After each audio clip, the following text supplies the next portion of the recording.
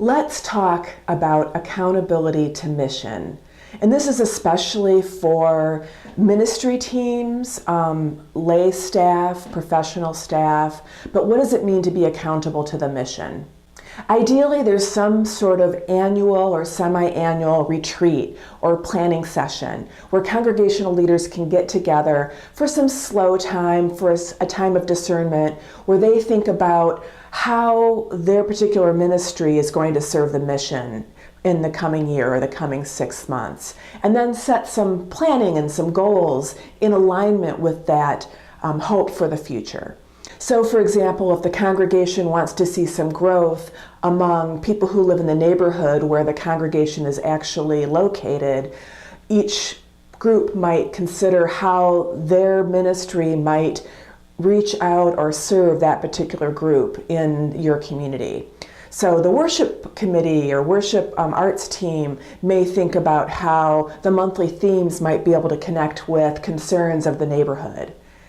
Perhaps the pastoral care team might think about how there may be opportunities for connection among people in the community with members of the congregation, maybe in small group ministry or that sort of thing.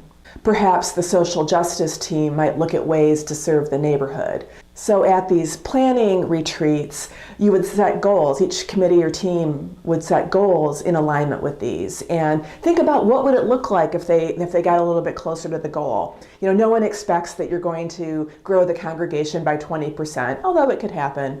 But you can say we want to have at least 20 contacts with people in the neighborhood, or have at least half a dozen people in your neighborhood actually come to visit on Sunday morning.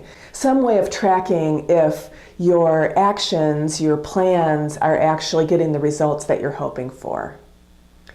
And finally, what you want to do is report back on how you did against those goals. Annual reports are great ways of doing this, or semi-annual reports. Each ministry team can talk about what their goal was, what they did to try to achieve that goal, and what they learned.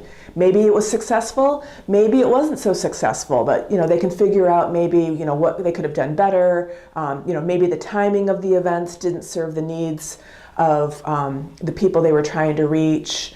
Really thinking through what they can do better. And then the next planning retreat, they can take all this information in and adjust their goals and their plans for the following year.